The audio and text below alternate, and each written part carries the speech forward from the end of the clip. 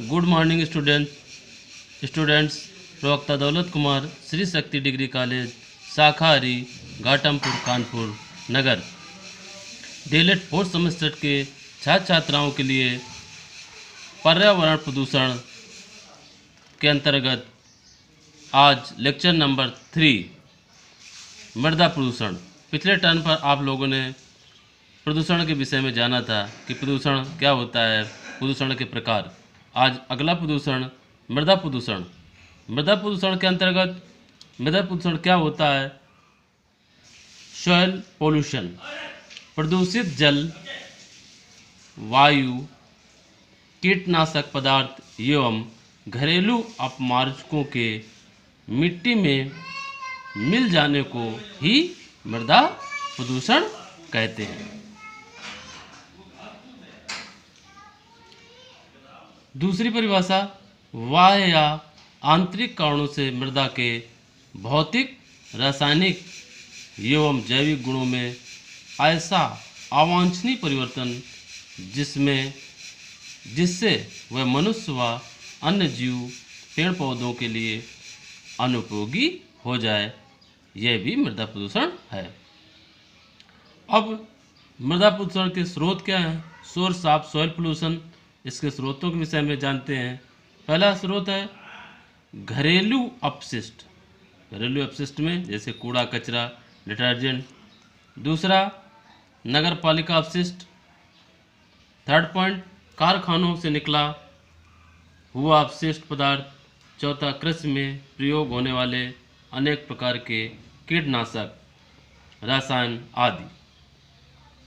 पांचवा बाढ़, तूफान, भूमि की उर्वरा सतह का बह जाना। ये मृदा प्रदूषण के स्रोत हैं। अब जानते हैं मृदा प्रदूषण के प्रभाव क्या हैं। Effect of soil pollution. पहला पॉइंट है मृदा प्रदूषण के प्रभाव में मृदा प्रदूषण से अनेक प्रकार की बीमारियों के रोगाणुओं के पनपने का अवसर मिलता है। इससे अनेक प्रकार की बीमारियां फैलती हैं। गंदगी पर अनेक प्रकार के कीट तथा मक्खियां पनपती हैं, जो रोगों को फैलाने में सहायता करती हैं। अगला पॉइंट मृदा प्रदूषण के प्रभाव के विषय में। मृदा प्रदूषण के कारण फसल उत्पादन कम होता है। मृदा प्रदूषण से सूखे की संभावना बनी रहती है। अब मृदा प्रदूषण के प्रकार, टाइप्स ऑफ सॉइल पोल्यूशन। पहला है रासायनिक प्रदूषण, दूसरा है जैविक प्रदूषण। मृदा प्रदूषण के नियंत्रण के उपाय। मृदा प्रदूषण के नियंत्रण के उपाय में पहला पॉइंट है उन्हें किसी स्थान पर एकत्रित किया जाए, ये उपाय में है। दूसरा है उन्हें नष्ट कर दिया जाए। थर्ड पॉइंट उनका पुनः चक्रीकरण करके उपयोगी पदार्थों में बदला जाए। भू निक्षेपीकरण किया जाना चाहिए। अगला पॉइंट है भूमि प्रदूषण से होने वाले नुकसान से बचाव हेतु सिंचाई एवं जल निकास की व्यवस्था क्षेत्र विशेष के अनुसार होनी चाहिए, जिससे जल के माध्यम से एक स्थान से दूसरे स्थान पर एकत्रित होकर मृदा को अन्न उत्पादक न बनाए। अगला प्रदूषण है पांचवा रेडियोधर्मी प्रदूषण।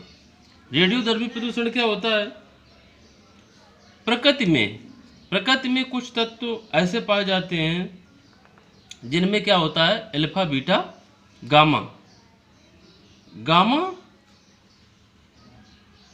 की भेदन क्षमता सबसे अधिक होती है। ये भेदन क्षमता के अनुरूप दिए वो बढ़ते क्रम में पहले अल्फा और फिर बीटा, उसके बाद गामा। इनकी भेदन क्षमता सबसे अधिक होती है। नाभिकीय विस्फोट में क्या होता है कि रेडियोधर्मी पदार्थों का विभाजन, इनमें विसर्जन होता है रेडियोधर्मी पदार्थों से भूमि, जलवायु सभी प्रभावित होते हैं। इन रेडियोधर्मी पदार्थों से क्या होता है? रेडियोधर्मी प्रदूषण फैलता है इससे और प्रभावित होता है। अब रेडियोधर्मी प्रदूषण के स्रोत एवं प्रभाव। कौन कौन से स्रोत रेडियोधर्मी प्रदूषण के होते हैं? पहला है नाभिकीय विस्फोट के कारण electron, proton, alpha beta gamma किरणें उत्सर्जित होने से कोशिकाओं में आनुवांशिक हानिकारक परिवर्तन होते हैं। फिर अगला पॉइंट है रेडियोधर्मी प्रदूषण से बचाव के उपाय। कौन कौन से इससे जिससे रेडियोधर्मी प्रदूषण से बचा जा सकता है।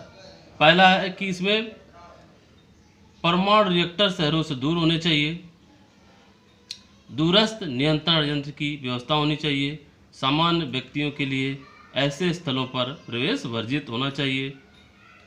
रेडियोधर्मी प्रदूषण से जुड़ा एक उपाय है तीसरा एक्स किरणें।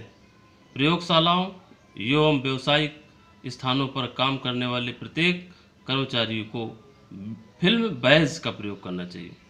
फिल्म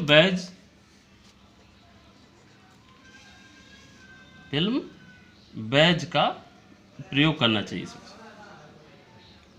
अब जानते हैं पर्यावरण प्रदूषण को बढ़ाने वाले कारक, कैसे पर्यावरण प्रदूषण बढ़ता है, वो कौन कौन से फैक्टर हैं जिससे पर्यावरण प्रदूषण बढ़ता है।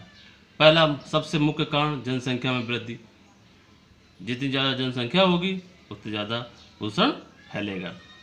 जनसंख्या में वृद्धि के कारण प्राकृतिक संसाधनों में अधिक दोहन होता है, जैसे जल, वायु, ध्वनि एवं अन्य कारण प्राकृतिक संसाधनों का अधिक दोहन हुआ है।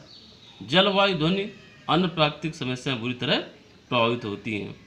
दूसरा पॉइंट है औद्योगिकरण, इंडस्ट्रियलाइजेशन। मनुष्य अपनी भौतिक आवश्यकताओं की पूर्ति के लिए उद्योगों का अधिक सहारा लिया है, जिससे प्राकृतिक संसाधनों का अंतिम उपयोग बढ़ गया है। अनियंत्रित उपयोग बढ़ जाता है, नियंत्रण इसमें नहीं रहता है। तीसरा शहरीकरण।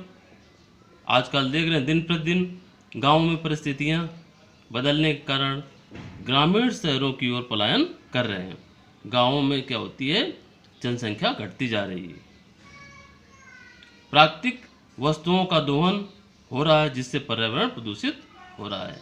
चौथा पॉइंट है पर्यावरण प्रदूषण बढ़ाने का रासायनिक खाद एवं कीटनाशकों का उपयोग, use of fertiliser and pesticides.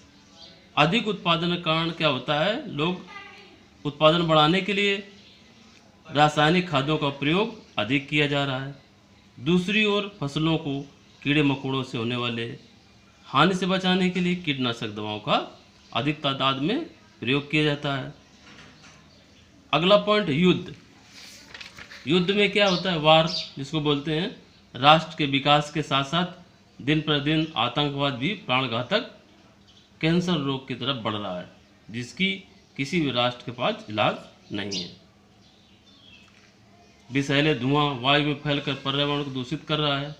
विषैले पदार्थों के समुद्र के जल में मिल जाने से समुद्री जीव जंतुओं के मरने की संभावना बढ़ जाती है इन युद्धों से। सातवां है यातायात, ट्रांसपोर्टेशन। ट्रांसपोर्टेशन से क्या होता है, वायु को प्रदूषित करने वाले यातायात, वाहन का बड़ा योगदान है। इनमें वाहनों का प्रदूषण बढ़ाने में यातायात का बड़ा योगदान है। वाहनों से निकलने वाले धुआं पर्यावरण से फैलकर वायु को प्रदूषित करता है।